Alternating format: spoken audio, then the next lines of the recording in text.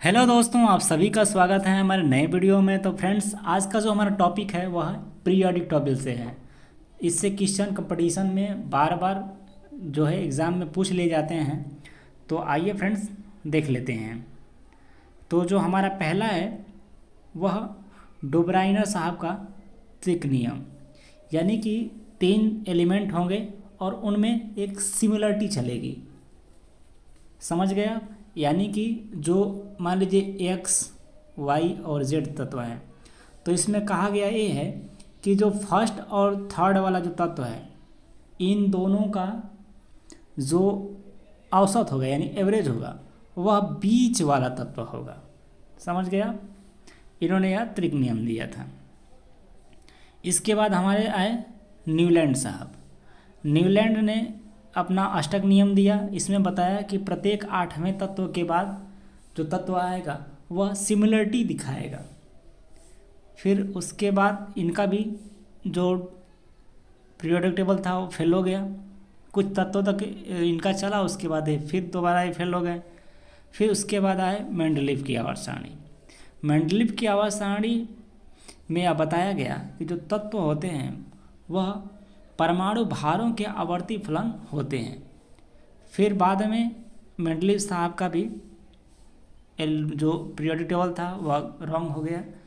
और लास्ट में आए मोजले साहब, जिन्होंने आवर्त आधुनिक सारणी दी, जिसमें बताया कि तत्व परमाणु क्रमांक के आवर्ती फलन होते हैं, जिसे हम आज तक पढ़ते आ रहे हैं। उसके बाद इसको और व्यापक तार्किक रूप से सॉल्व करने के बाद 118 तत्व ज्ञात हुए, जिन्हें कि मोजले साहब ने परमाणु तत्व को उनके परमाणु क्रमांक के आधार पर सजाया। आधुनिक आवर्त सारणी के खोजकर्ता हैं मोजले साहब हैं, और किसी परमाणु के नाभिक में उपस्थित प्रोटॉनों की संख्या को ही परमाणु क्रमांक कहते हैं। इसे जेड से दिखाया जाता है। और किसी भी उदासीन परमाणु यानी न्यूट्रल एटम में परमाणु और इलेक्ट्रॉन की संख्या इक्वल होती है। यानी कि भले ही परमाणु में इलेक्ट्रॉनों की संख्या परमाणु की संख्या बराबर होती है, लेकिन इलेक्ट्रॉनों की संख्या को परमाणु क्रमांक नहीं कह सकते, क्योंकि इलेक्ट्रॉन घटता बढ़ता रहता है। अब आइए देख लेते हैं परमाणु भार क्या होता है, जिसे परमाणु द्रव्यमान कहते हैं, एटॉमिक मास। तो किसी भी परमाणु के नाभिक में उपस्थित प्रोटॉन और न्यूट्रॉन की संख्या का योग ही परमाणु द्रव्यमान कहलाता है। इसे कैपिटल ए द्वारा डिनोट किया जाता है। इस प्रकार हम कह सकते हैं कि परमाणु द्रव्यमान बराबर प्रोटॉन की संख्या प्लस न्यूट्रॉन की संख्या। अब आइए देख लेते हैं। तो चूँकि जो हमारे इलेक्ट्रॉन हैं वह कक्षक में रहते हैं, तो कक्षा जो होती है के एल एम एन होती है। इसमें हम अगर तत्वों को भरते कैसे हैं, तो सबसे पहले पता है कि आपको जो शुरू वाला तत्व होता है जो के ऑर्बिट होता है, उसमें केवल 2 इलेक्ट्रॉन भरते हैं। उसके बाद 8, उसके बाद 18, उसके बाद 32। तो इसे भरने के लिए हमें बताया गया कि जो इलेक्ट्रॉनों की संख्या होगी वह 2n² के रूप में भरी जाएगी।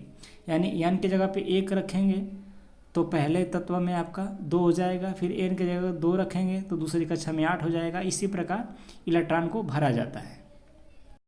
अब फाइनली हम देख लेते हैं कि आधुनिक आवर्त सारणी में जो रो होती है उनकी संख्या 7 होती है, और जो कॉलम होता है उनकी संख्या 18 होती है।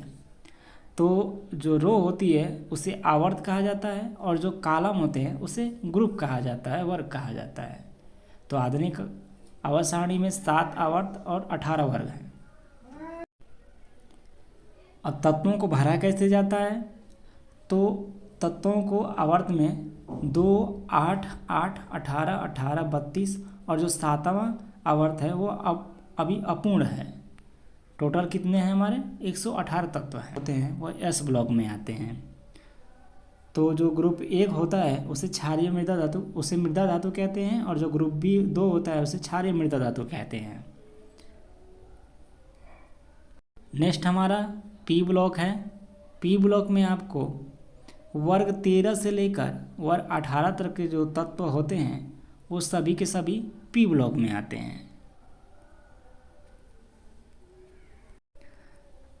डी तत्व की बात करें तो इसमें वर्ग 3 से लेके वर्ग 12 तक के जितनी भी धातुएं हैं इन्हें हम डी ब्लॉक में सम्मिलित किए गए हैं। इसमें सभी जो तत्व हैं सभी के सभी धातु ही हैं। इन्हें हम संक्रमण तत्व भी कहते हैं। यह नोट डाउन कर लीजिए कि इन्हें डी ब्लॉक के तत्वों को संक्रमण तत्व कहते हैं। नेक्स्ट हमारा लास्ट है एफ ब्लॉक तत्व। तो एफ वाले में कुल 28 तत्व होते हैं और इसे जो 2 श्रेणियों में बांटा गया है, लेंथेनाइड और एक्टिनाइड में। तो इसमें 58 से लेके 71 तक लेंथेनाइड में रखा गया है और 90 से लेके 103 तक तो जो तत्व हैं वह एक्टिनाइड में रखा गया है। नेक्स्ट कुछ इम्पोर्टेंट पॉइंट देख लेते हैं, इनसे क्वेश्चन पूछा ही जाता है। तो ग्रुप 1 के जो जितने भी तत्व हैं उन्हें हम क्षारीय धातु कहते हैं और जो ग्रुप 2 वाले में हैं उन्हें क्षारीय मृदा धातु कहते हैं। ग्रुप 11 को सिक्का धातु कहा जाता है। ग्रुप 17 को हैलोजन ग्रुप्स कहा जाता है, यह सबसे ज़्यादा क्रियाशील होते हैं। और लास्ट में ग्रुप 18, इन्हें अक्रिय गैस या शून्य वर्ग या निष्क्रिय वर्ग के नाम से जाना जाता है। अब पीरियोडिक टेबल के कुछ प्रॉपर्टीज़ हैं, उन्हें हम देख लेते हैं। इससे एग्ज़ाम में बेसिकली क्वेश्चन यहीं से पूछे जाते हैं। क्या पूछे जाते हैं कि परमाणु का आकार, आयतन और त्रिज्या।